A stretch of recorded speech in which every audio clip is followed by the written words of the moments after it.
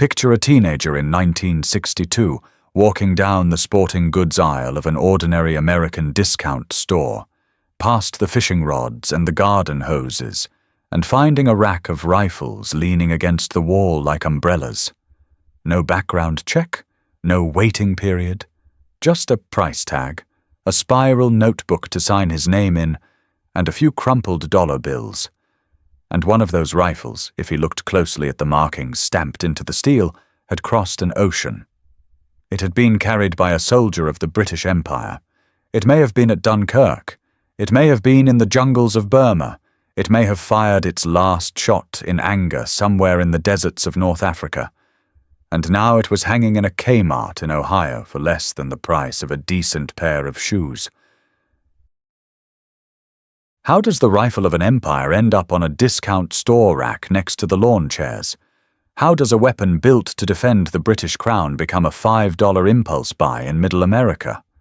The answer involves a war that ended with too many guns and not enough enemies left to shoot, a global fire sale of unimaginable scale, a handful of arms dealers who saw opportunity in other people's obsolescence, and a strange 20-year window in American history when buying a piece of World War history was easier than buying a car.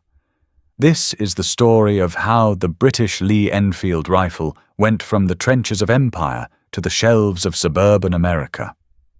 And it is stranger and bigger than any single price tag could tell you. To understand how this happened, you have to go back further than most people expect. The rifle in question, the Lee-Enfield, was not a World War II invention. It was already old by the time Hitler invaded Poland. Adopted by the British Army in 1895, the Lee-Enfield in its various forms became the standard infantry weapon of the British Empire for more than half a century. It carried British and Commonwealth soldiers through the trenches of the First World War, through the interwar decades of colonial policing from India to East Africa, and then through the entire Second World War, from the beaches of Dunkirk to the jungles of the Pacific. Bolt action, 10-round magazine, chambered for the punishing .303 British cartridge, the Lee-Enfield earned a reputation among riflemen for a smooth, fast bolt throw that let a trained soldier fire more rounds per minute than almost any other bolt-action rifle in the world. British instructors trained conscripts to put 15 aimed rounds into a target in under a minute, a feat German troops sometimes mistook for machine gun fire. And it was not just Britain that carried it. Australia, Canada, India, New Zealand, South Africa, and dozens of other territories under the Crown all issued the same basic weapon, or close variants of it, to their own forces. By the time the guns of the Second World War fell silent, factories across the British Empire, from the Royal Small Arms Factory at Enfield itself, to plants in Canada, Australia, and India, had produced something in the range of 17 million of these rifles. 17 million rifles built to fight a war that, by 1945, was over. And that number is the real beginning of this story, because a rifle that took months to manufacture and years to master suddenly became, almost overnight, a problem. A very large, very expensive, very heavy problem, sitting in warehouses on 3 continents with nobody left to shoot at. When the fighting stopped, the British government and its allies faced a logistical nightmare that rarely makes it into the textbooks. Armies that had spent 6 years building the largest military-industrial machine in human history now had to figure out what to do with the leftovers. Tanks by the thousands, aircraft by the tens of thousands, and small arms, rifles, in numbers so large that counting them accurately became almost impossible. Storage cost money, guarding armories cost money. Shipping obsolete rifles back to England from bases in India, Egypt, and Southeast Asia cost money that a war-exhausted British economy, drowning in wartime debt, simply did not have. Britain in 1946 was rationing bread. It was in no position to spend precious currency freight shipping millions of rifles home just to melt them down for scrap. So the decision, made quietly and gradually across military and colonial administrations over the following decade, was simple in concept and staggering in scale. Sell them. Sell the surplus wherever a buyer could be found, for whatever price the market would bear, and let the private sector solve a problem the exhausted British state no longer had the resources to manage. Newly independent nations inheriting colonial arsenals did the same thing.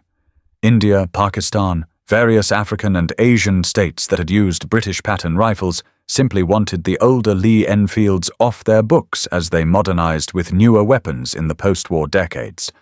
And that decision opened a door that a very particular kind of businessman was more than ready to walk through.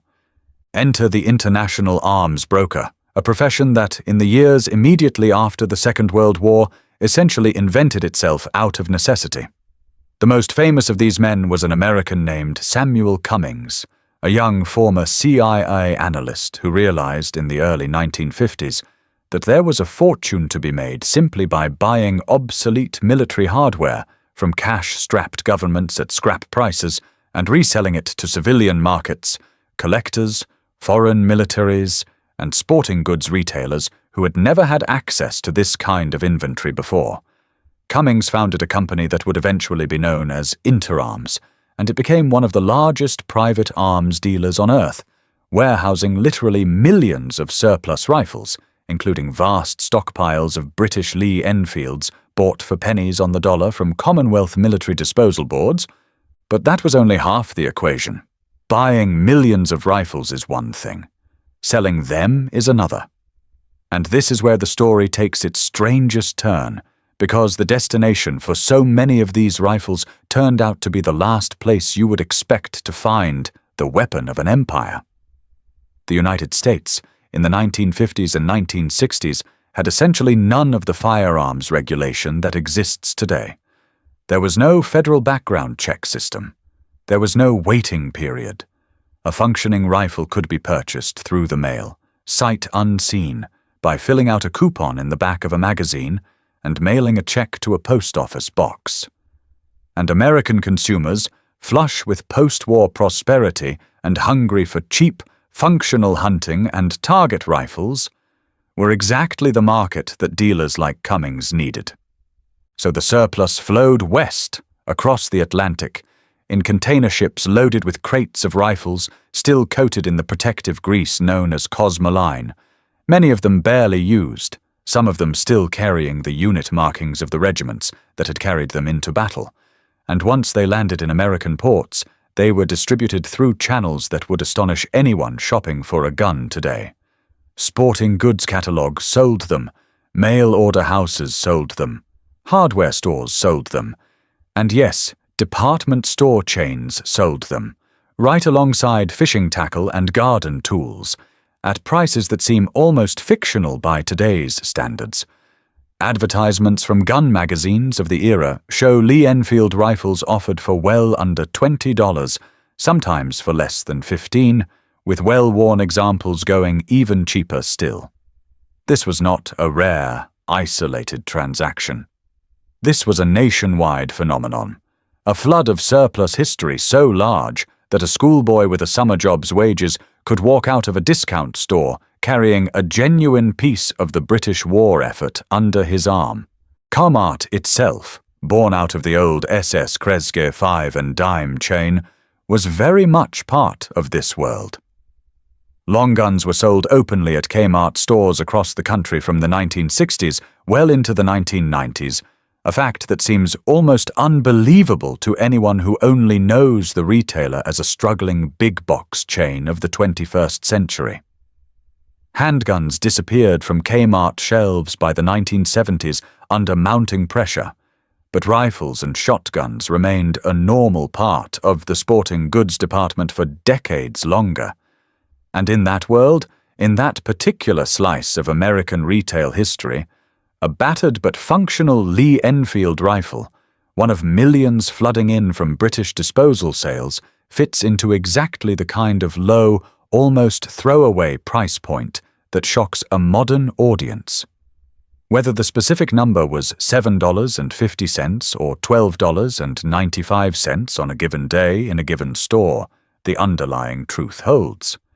The rifle of an empire really did become bargain bin merchandise in Middle America.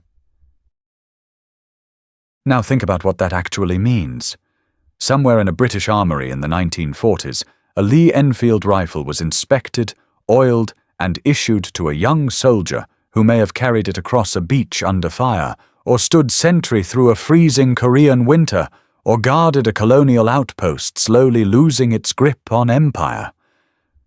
That rifle came home, or it didn't come home with that soldier at all, but with thousands of others just like it, back to a depot, and then onto a ship, and then into the hands of a dealer who saw not history, but inventory.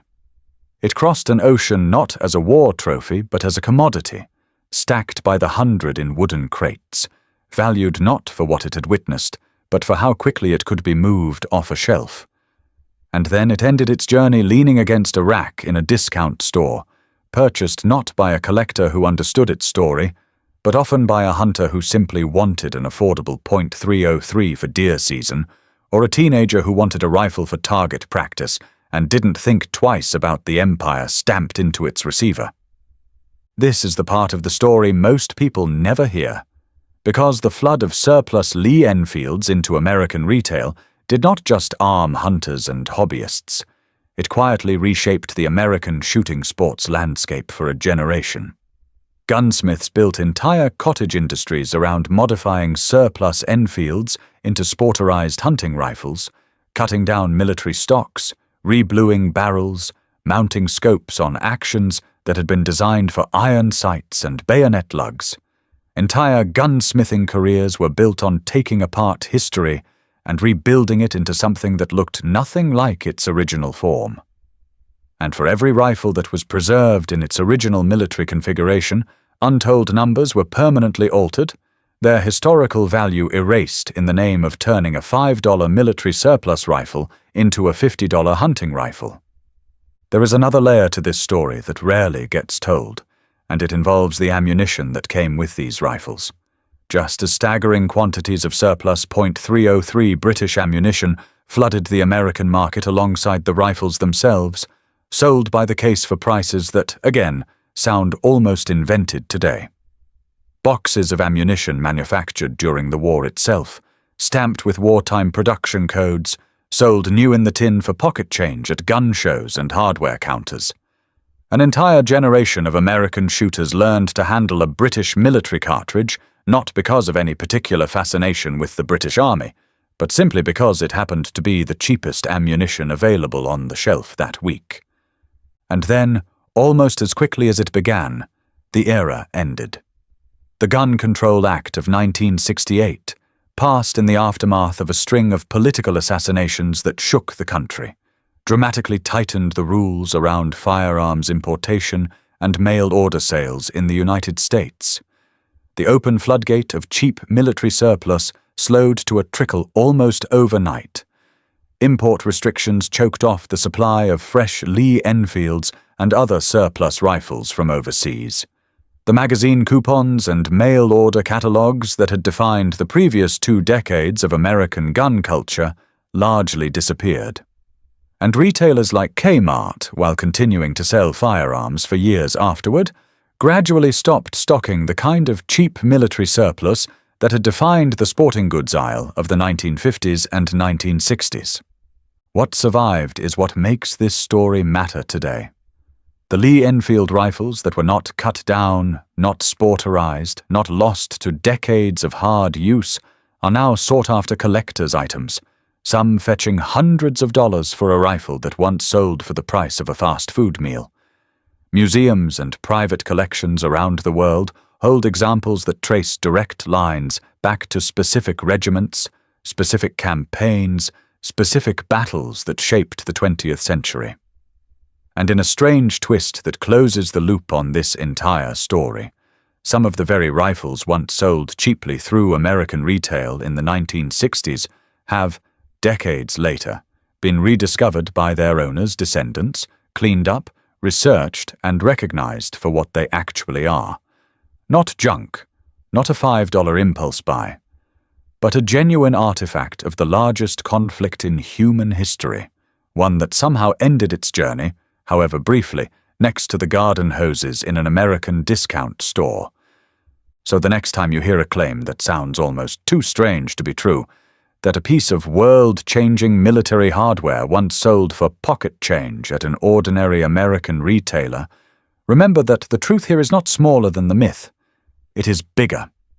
This was not a single rifle, a single sale, a single strange coincidence. It was a global disposal operation involving millions of weapons, entire fleets of dealers, and an American retail landscape that for 2 decades treated the tools of the Second World War as little more than bargain merchandise. The story of the Lee-Enfield's journey from the British Army to the American discount store is not an exaggeration waiting to be debunked. It is proof that sometimes the real history is even harder to believe than the legend built around it. If a story like this deserves to be remembered, so does the next one waiting to be uncovered. Another forgotten chapter of what happened to the machinery of war once the fighting finally stopped. Subscribe and stay close, because the next hidden history is already loading.